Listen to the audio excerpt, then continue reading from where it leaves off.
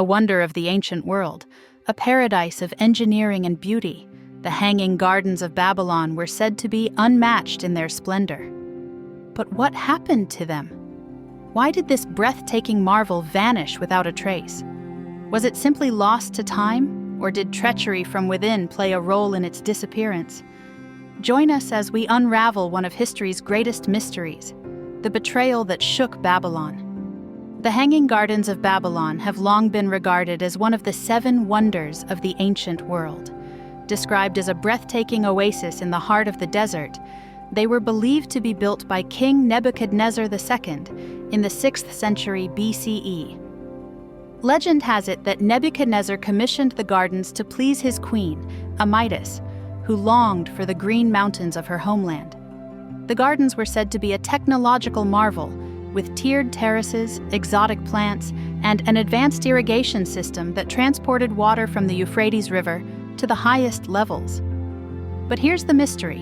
No archaeological evidence of the Hanging Gardens has ever been found in Babylon. And more intriguingly, Babylonian records, which detail many of Nebuchadnezzar's construction projects, make no mention of them at all. So, were the Hanging Gardens real?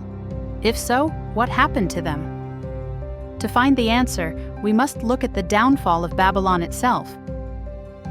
At its peak, Babylon was a city of grandeur and power.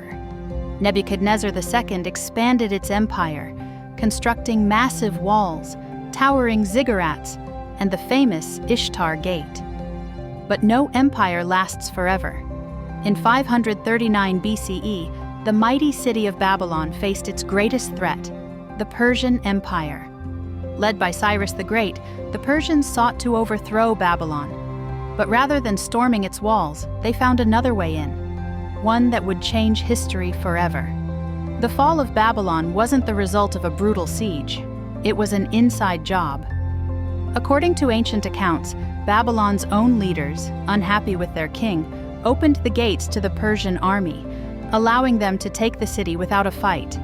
Some say the priests, angered by the king's policies, conspired against him. Others believe high-ranking officials, promised power by the Persians, turned against their own city. With the fall of Babylon, its greatest treasures, including the Hanging Gardens, may have been left to ruin. Some scholars speculate that the sophisticated irrigation system was dismantled by the new rulers, redirecting water for other purposes. Over time, without maintenance, the gardens would have withered and disappeared. But what if the Hanging Gardens weren't in Babylon at all? What if history had placed them in the wrong city? The biggest challenge in proving the existence of the Hanging Gardens is the lack of direct evidence. Despite extensive excavations in Babylon, no remains of such a structure have been found. Curiously, while Babylonian clay tablets record Nebuchadnezzar's achievements, they make no mention of the Hanging Gardens. Instead, the descriptions of the gardens come from later Greek writers like Strabo and Philo of Byzantium, men who never saw them firsthand. This has led historians to question, were the Hanging Gardens real, or simply a legend repeated over time? Or perhaps were they built elsewhere?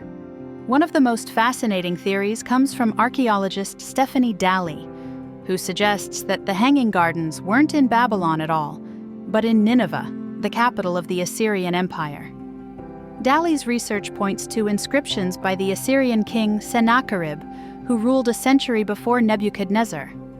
These inscriptions describe an advanced terraced garden with an intricate aqueduct system, remarkably similar to the Hanging Gardens described in Greek texts. In Nineveh, archaeologists have uncovered massive stone aqueducts, canals, and ancient reliefs showing garden-like structures. Could it be that history confused the location of the Hanging Gardens, and they were actually built by the Assyrians rather than the Babylonians? So, what really happened to the Hanging Gardens of Babylon? Were they real, or were they simply an exaggeration of ancient myths? Were they lost to war and destruction? Or were they never in Babylon at all, but in Nineveh, built by a different empire? One thing is certain, the mystery endures. The Hanging Gardens continue to capture our imagination, symbolizing the heights of human ingenuity and the fragility of even the greatest achievements. What do you think? Could the Hanging Gardens have been lost due to betrayal and destruction? Or is history mistaken about their true location? Let us know in the comments below. And if you enjoyed this deep dive into ancient mysteries, don't forget to like, subscribe, and hit the bell icon for more fascinating stories from the past. Thanks for watching, and we'll see you next time.